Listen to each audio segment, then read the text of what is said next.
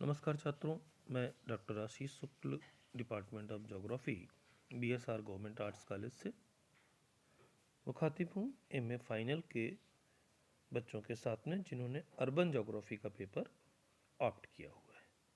और हम पिछले वीडियो में चर्चा कर रहे थे आपसे अर्बन मॉर्फोलॉजी पर।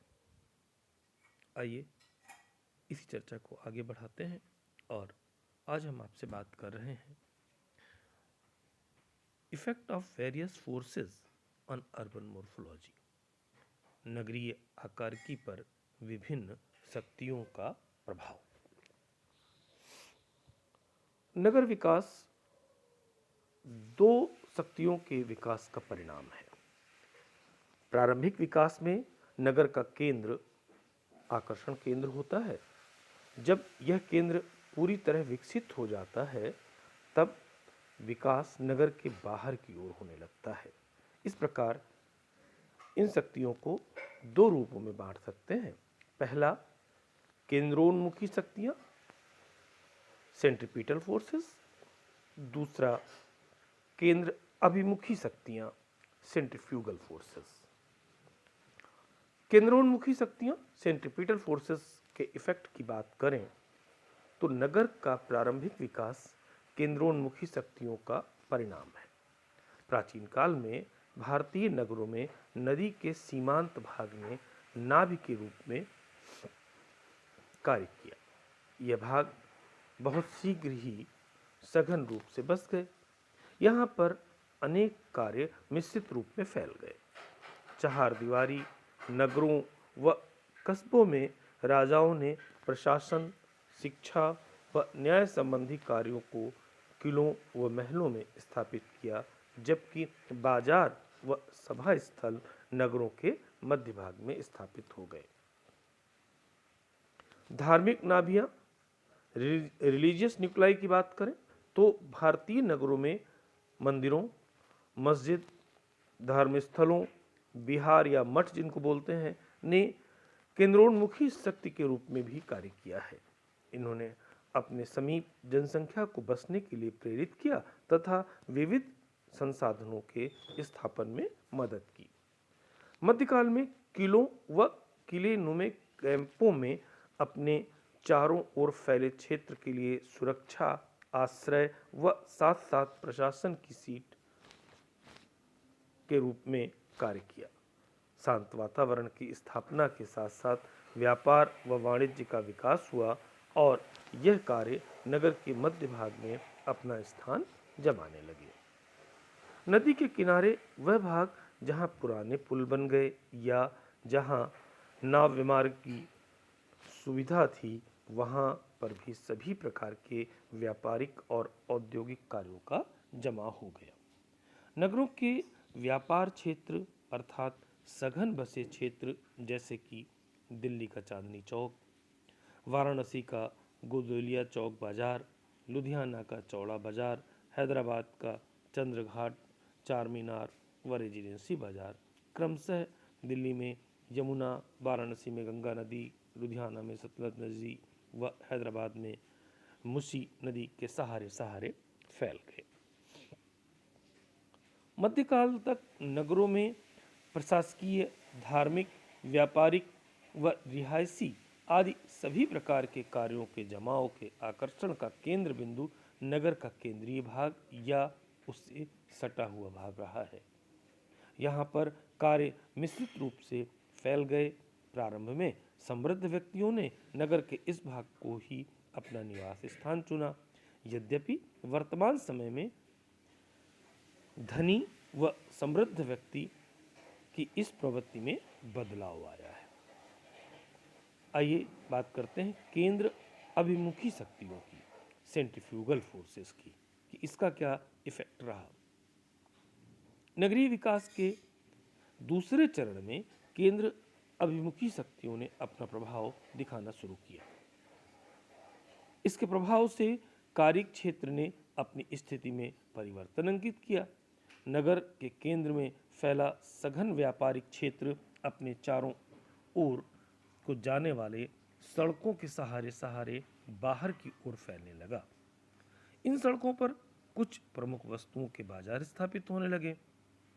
पुरानी दिल्ली की सब्जी मंडी, कानपुर की बैकंठपुरी लेन, वाराणसी की विश्वनाथ गली तथा थोक व्यापार मंडियां इस केंद्र भाग के समीपवर्ती भागों में सड़कों के सहारे सहारे स्थापित हो गईं। केंद्र अभिमुखी शक्तियां नगर के केंद्रीय भाग में असुविधाओं के बढ़ने पर उखाड़ने की भावना जागृत करती हैं। साथ ही समीपवर्ती क्षेत्र की आकर्षण शक्तियां भी नगर के बाह्य विस्तार में मदद करने लगती हैं। यह आकर्षण या अच्छाइयाँ अधिक सुविधाएं व आराम, रहने के लिए खुले स्थानों की उपलब्धता, कारखानों व बड़े बड़े प्रतिष्ठानों के स्थापन के लिए विस्तृत आकार के भूमिखंड के रूप में होती हैं। नगर के केंद्र में वातावरण में भारी घुटन, भारी भीड़ भाड़ लोगों को बाह्य क्षेत्रों में धकेलने को प्रेरित करती है। वह स्थितियां या दशाएं जिनके कारण नगर के केंद्रीय भाग से कार्यों का विस्थापन बाह्य क्षेत्रों में होने लगता है, उन्हें निम्नवत रखा जा सकता है।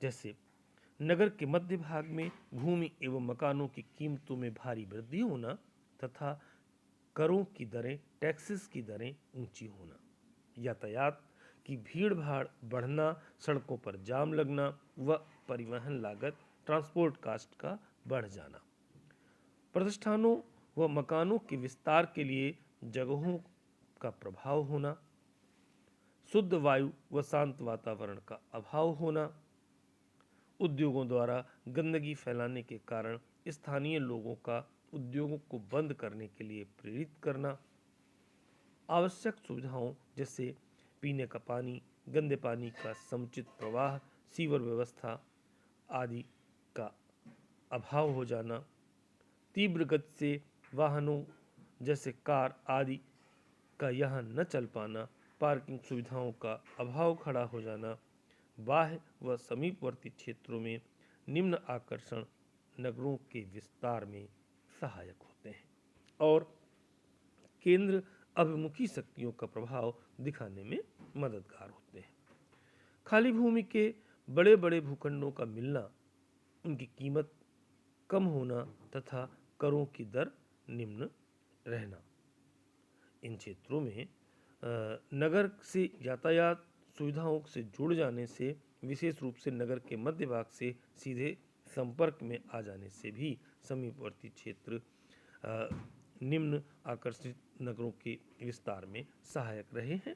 आवश्यक सुविधाएं यहाँ पर पीने का पानी, खुली हवा, शांत वातावरण आदि का मिल जाना, पार्किंग की पर्याप्त सुविधा होना, कोठीनुमा मकान बनाने के लिए पर्याप्त सुविधाएं मिल जाना और सुरक्षित वातावरण का होना। प्रोफेसर शाह मंजूर आलम ने अपने अध्ययन में बताया कि सिकंदराबाद का थोक व खुदरा व्यापार क्षेत्र रेल मार्ग के विस्तार के साथ साथ बढ़ता गया। कानपुर का सबसे व्यस्त अनाज व्यापार क्षेत्र कलेक्टरगंज है, जो सेंट्रल रेलवे स्टेशन के निकट स्थित है, जो नगर के साथ साथ समीपवर्ती प्रदेश को भी अनाज प्रदान करता है। रेल व मोटर मार्गों की स्थापना ने व्यापार व उद्योगों को बाहर की ओर खिसकने के लिए प्रेरित किया। सघन बसे भाग के चारों ओर खुले स्थानों पर अनेक कार्यों का जमाव परिलक्षित होने लगा। व्यापारिक, औद्योगिक, रिहायशी व संस्थान सेवाएं और सार्वजनिक उपयोगी सेवाओं ने विस्तृत स्थानों पर अपना अधिकार जमा लिया। इन सब बातों ने नगरीय स्वरूप को नया रूप दिया। कुछ नगरों में सिविल लाइंस, कचहरी व कैंट की स्थापना ने नगरों के स्वरूप पर विस्तृत प्रभाव डाला। इनको नगर के बाहरी छोर पर स्थापित किया गया, जो केंद्र अभिमुखी शक्ति का उदाहरण है। बृहद नगरों के उपनगर भी इस प्रकार के प्रभाव का ही परिणाम बने। नगरीय शक्तियों को प्रभावित करने पर जो विभिन्न विद्वानों ने अपने विचार रखे हैं, उनमें से चार्ल्स सी कोल्बी के अनुसार इन्हें इसी तरह सेंट्रीपिटल और सेंट्रीफ्यूगल फोर्सेस में डिवाइड करते हुए अपनी बात वो रखते हैं और उन्होंने केंद्रोन्मुखी शक्तियों को 5 वर्गों में रखा। पहला, साइट अट्रैक्शन, बसाव स्थान का आकर्षण। दूसरा, फंक्शनल कन्वीनियंस, कार्यात्मक सुविधा। फंक्शनल मैग्नेटिज्म, कार्यात्मक चुंबकत्व। फंक्शनल प्रेस्टीज, कार्यात्मक प्रतिष्ठा। और ह्यूमन इक्वेशन या मानवीय समीकरण। इन सेंट्रीपिटल फोर्सेस के प्रभाव को प्रोफेसर कोल्बी ने अंकित किया। उन्होंने बताया, जब प्रारंभ में नगर का विकास संकेंद्रीय रूप में इन केंद्रोन्मुखी शक्तियों के फलस्वरूप हो जाता है तो नगर की आकार की बनाने में केंद्र अभिमुखी शक्ति का हाथ होता है। यह शक्ति नगर के समीपवर्ती भाग के विकास में उत्तरदायी होती है। इस विकास के कई कारण होते हैं, जैसे कम कीमत पर खाली पड़ी विस्तृत भूमि की नगर के समीपवर्ती भाग में उपलब्धि, लोगों को खुले स्थान पर रहने की इच्छा, नगर के भीतरी भाग पर भारी भीड़ भाड़ व स्थान का अभाव, सेवा व्यवसाय से लोगों को नगर के बाहरी छोर में जाने की इच्छा, यातायात सुविधाओं की उपलब्धता, सुव्यवस्थित जल प्रवाह आदि। नगर के बाहर की ओर जाने वाली सड़क पर यातायात की उत्तम सुविधा होने पर मार्ग के दोनों ओर फैली भूमि पर अनेक सुविधाओं के होते हुए विभिन्न संस्थानों व मकानों की स्थापना हो जाती है। इसी तरह सेंट्रीफ्यूगल फोर्सेस पर आपने जो प्रोफेसर कोल्बी ने अपनी बात साझा की, केंद्र अभिमुखी शक्तियों पर, इस शक्ति का विकास वास्तव में तभी आरंभ होता है जबकि नगरवासी रहने की उत्तम दशाओं की इच्छा रखने के कारण नगर के बाहरी भाग में रहने की योजना बनाने लगते हैं।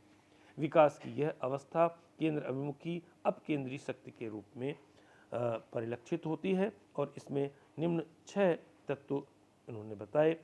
स्थानिक शक्ति, स्पेशल फोर्सेस। बसाव स्थान शक्ति, साइट फोर्सेस। बसाव स्थिति शक्ति, सिचुएशनल फोर्सेस। सामाजिक उत्थान, सोशल एवोल्यूशन। बसाव स्थल का स्तर एवं संगठन, स्टेटस एंड ऑर्गेनाइजेशन ऑफ ऑक्यूपेंस। मानवीय समीकरण, ह्यूमन इक्वेशन। इन सब के प्रभाव को प्रोफेसर कोल्बी ने अंकित किया था। स्थानागत विभिन्न जो शक्तियां हैं, जब नगर अपने आकार में इतनी वृद्धि कर लेता है कि उसके समीपवर्ती भाग भी उसकी आवश्यकता की पूर्ति नहीं कर पाते तो अनेक कार्य नगर के बाहर प्रमुख मार्गों पर स्थापित होने लगते हैं, जैसे बड़े बड़े उद्योग, रिहायशी कॉलोनियां आदि। ये संस्थान अपने अपने निकटवर्ती क्षेत्रों में आवश्यक कार्यों का जमाव करने लगते हैं। नगर के बाहर हवाई अड्डे का स्थापन, गोदामों की स्थापना, प्रदूषण फैलाने वाले उद्योग, बड़े बड़े शैक्षणिक संस्थान, प्रशासकीय कार्यालय व अपने अपने क्षेत्रों में केंद्रोन्मुखी शक्ति का काम करते हैं। प्रत्येक कार्य को आकर्षित करने की क्षमता, भिन्नता लिए हुए रहते हैं। धन्यवाद।